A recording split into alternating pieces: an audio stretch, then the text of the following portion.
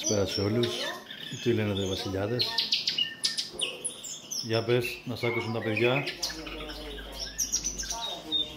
Πουλιά 5 μηνών.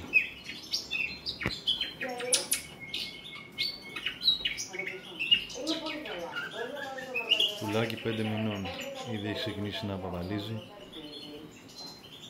Για όσοι με ρωτάνε, τα πουλιά στη θερμοκρασία δωματίου 25 βαθμούς λένε και το χειμώνα, απλά δεν λένε στην ένταση που θα πούν μετά το Μάρτιο.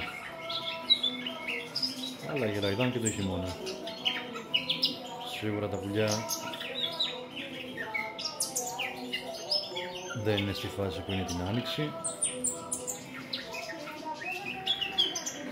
Βέβαια τώρα, καθώς και ότι είναι πολλά μαζί, δεν τα ευνοεί στο να ξεδιπλωθούν όπως πρέπει. Σίγουρα σε μονά κλουβάκια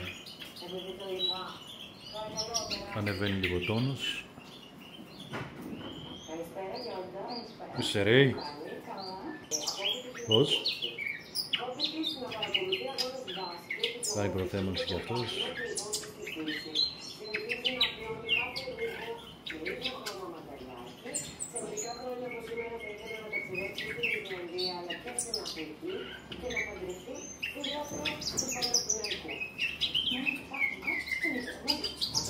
Το ειδόνιο εκτροφής 2025.